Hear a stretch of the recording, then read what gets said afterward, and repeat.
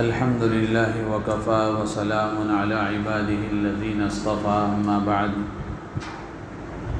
فأعوذ بالله من الشيطان الرجيم بسم الله الرحمن الرحيم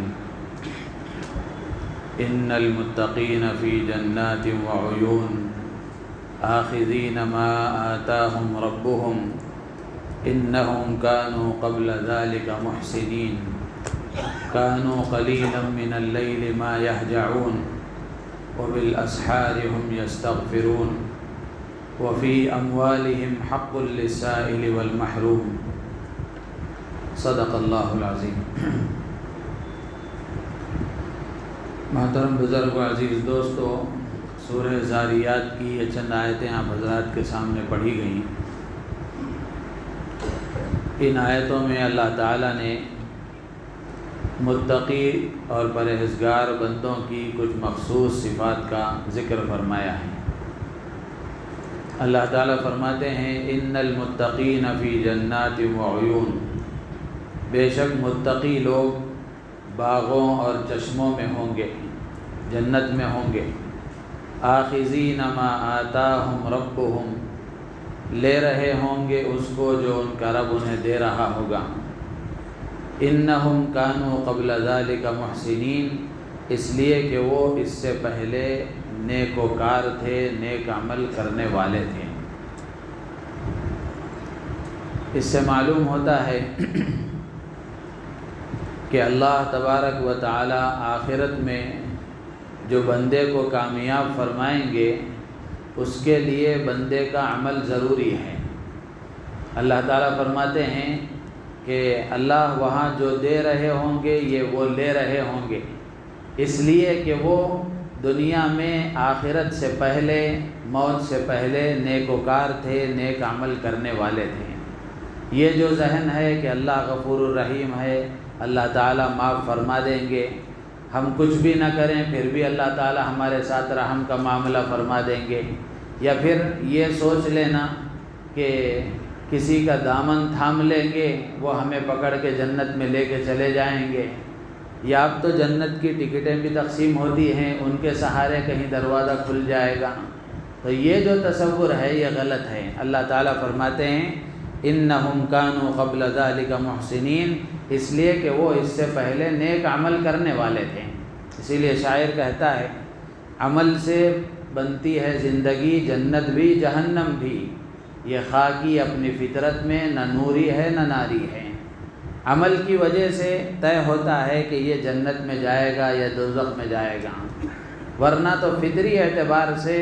انسان نہ تو جنت والا ہے نہ تو جہنم والا ہے، عمل کی وجہ سے طے ہوگا۔ تو اس لیے اللہ کے نبی علیہ السلام نے بھی اپنی صاحبزادی چہیتی حضرت فاطمہ رضی اللہ تعالی عنہا سے فرمایا تھا کہ بیٹی عمل کرنا، اس دھوکے میں نہ رہنا کہ نبی کی بیٹی ہوں بخشی جاؤں گی۔ اللہ کے نبی نے اپنی بیٹی سے فرمایا تھا کہ بیٹی عمل کرنا، اس دھوکے میں نہ رہنا کہ نبی کی بیٹی ہوں،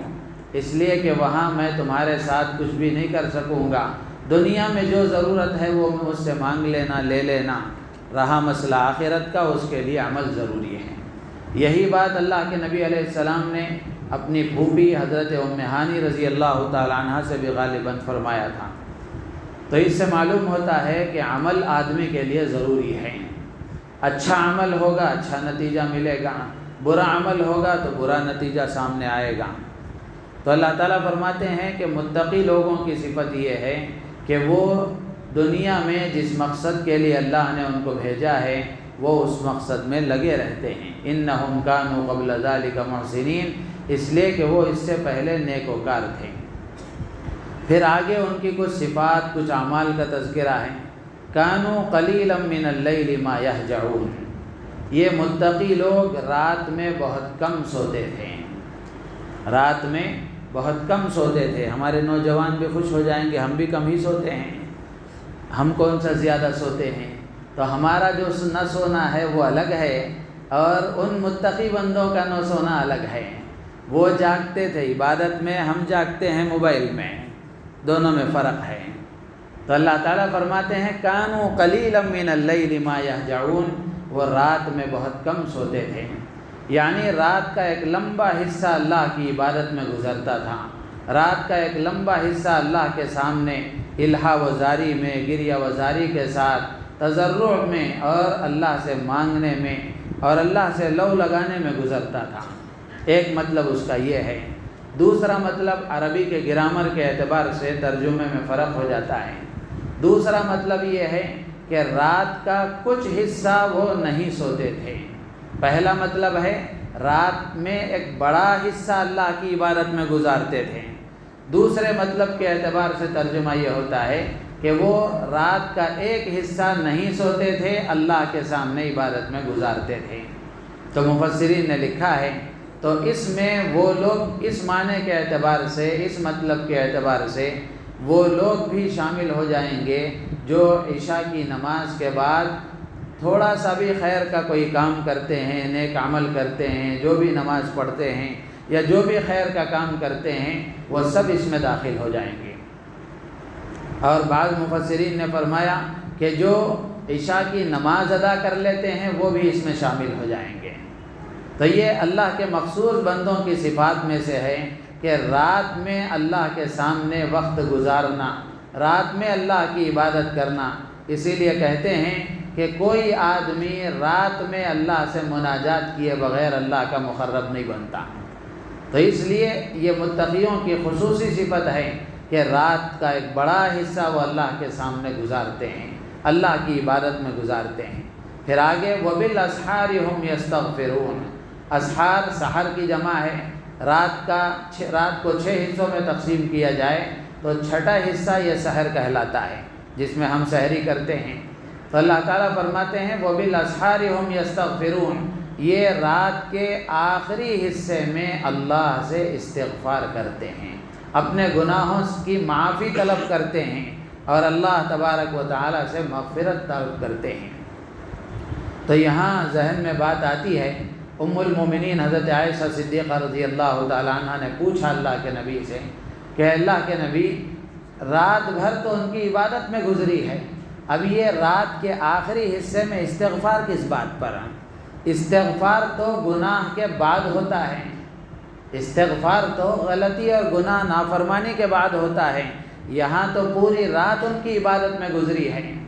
تو اللہ کے نبی علیہ السلام نے فرمایا عائشہ، یہ ان کو اللہ کی معرفت حاصل ہے، یہ اللہ کی شان کو جانتے ہیں اور اللہ کی عظمت ان کے دل میں ہے، تو اس لیے رات بھر عبادت کرنے کے بعد بھی وہ اللہ کے سامنے رات کے آخری حصے میں یہ کہتے ہیں کہ پروردگار تیری شان کے مطابق جیسی عبادت ہونی تھی وہ نہیں ہو سکی، تیری شان کے مطابق جیسی عبادت کرنا تھا وہ نہیں ہو سکا۔ اللہ کے نبی علیہ السلام نے بھی فرمایا تھا ما عبدناک حق عبادتک ما عرفناک حق معرفتک، اے اللہ تیری معرفت کا جیسا حق ہے ویسا ادا نہیں ہوا، تیری عبادت کا جیسا حق ہے وہ ہم سے ادا نہیں ہو سکا۔ تو اللہ کے نیک بندوں کی پہچان یہ ہے کہ اللہ کے نیک بندے کرنے کے بعد بھی اللہ سے ڈرتے ہیں اور اپنے کیے ہوئے عمل کو چھوٹا سمجھتے ہیں اور اس پر بھی اللہ سے استغفار کرتے ہیں۔ تو رات بھر عبادت کرنے کے بعد بھی ان کو اللہ کی ذات عالی کے سامنے یہ ان کی عبادت بالکل چھوٹی نظر آتی ہے، جس کے نتیجے میں وہ اللہ سے استغفار کرتے ہوئے یہ کہتے ہیں کہ اللہ جیسی عبادت کرنی چاہیے تھی ویسی عبادت نہیں ہو سکی۔ پھر آگے اللہ فرماتے ہیں وَفِي أَمْوَالِهِمْ حَقٌّ لِلسَّائِلِ وَالْمَحْرُومِ، متقیوں کی صفات میں اللہ تعالیٰ نے دونوں طرح کی صفتیں بیان فرمائی ہیں، یعنی اللہ کے نیک بندے صرف بدنی جسمانی عبادت ہی نہیں کرتے بلکہ مالی عبادت بھی کرتے ہیں، مال سے بھی اللہ کو راضی کرنے کی کوشش کرتے ہیں۔ تو اللہ فرماتے ہیں وَفِي أَمْوَالِهِمْ حَقٌّ لِلسَّائِلِ وَالْمَحْرُومِ، ان کے مالوں میں سوالی اور غیر سوالی دونوں کا حق ہوتا ہے، یعنی یہ اپنے مال سے، سائل کہتے ہیں اس ضرورت مند اور حاجت مند کو جو اپنی ضرورت کا اظہار کرے، سامنے والے کو بتائے کہ میں ضرورت مند ہوں، مجھے ضرورت ہے۔ محروم کہتے ہیں اس آدمی کو جو ہے تو حاجت مند لیکن شرافت نفس کی وجہ سے، عزت نفس کی وجہ سے اپنی ضرورت کا اظہار نہ کرے، تو اللہ کے جو نیک بندے ہیں وہ اللہ کے نیک بندے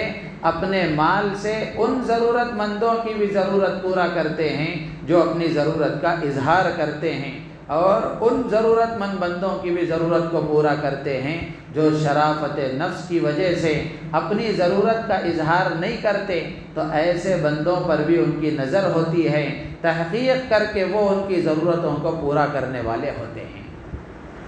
تو اللہ کے یہ نیک بندوں کی شان ہے کہ وہ جسمانی عبادتوں میں بھی آگے ہوتے ہیں، مالی عبادتوں میں بھی آگے ہوتے ہیں۔ اور یہاں یہ مالی عبادت کا تذکرہ کرتے ہوئے اللہ نے جو تعبیر اختیار فرمائی اس سے معلوم ہوتا ہے اللہ نے یہ نہیں فرمایا کہ یہ سوالی اور غیر سوالی یعنی سائل اور محروم دونوں کو دیتے ہیں، ان پر خرچ کرتے ہیں، اللہ نے یہ نہیں فرمایا، بلکہ اللہ تعالیٰ یہ فرماتے ہیں وَفِي أَمْوَالِهِمْ حَقٌّ لِلسَّائِلِ وَالْمَحْرُومِ کہ ان کے مالوں میں سوالی اور غیر سوالی کا حق ہوتا ہے، یعنی وہ دے کر احسان نہیں جتاتے ہیں، دے کر احسان نہیں جتاتے، بلکہ وہ یہ سمجھتے ہیں اور یہ سمجھ کر دیتے ہیں کہ میرے مال میں ان بندوں کا حق ہے، اور حق والے کو حق دے کر کوئی احسان نہیں جتاتا،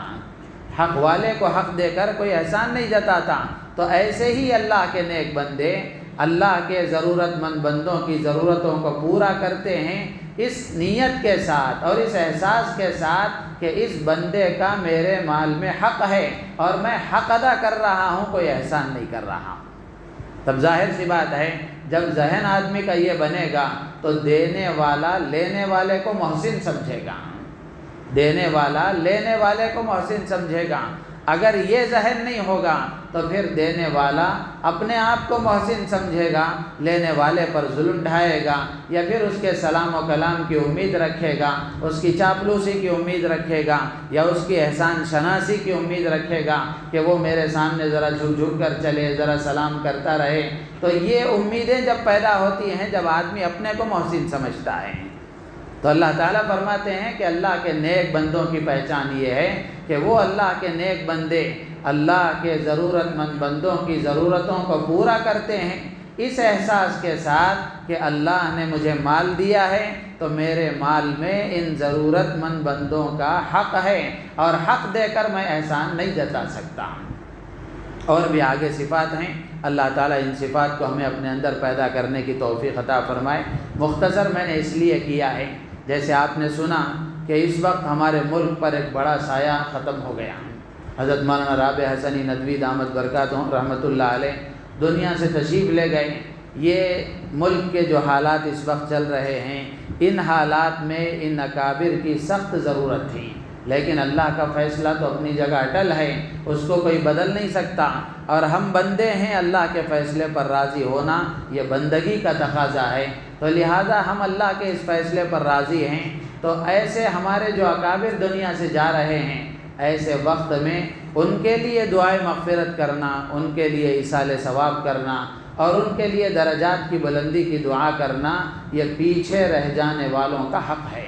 حضرت مولانا منیر احمد صاحب ممبئی کے دامت برکاتہم ہمیشہ تعزیتی بیانات میں ہمیشہ حضرت یہ فرماتے ہیں کہ یہ ادلا بدلے کی دنیا ہے،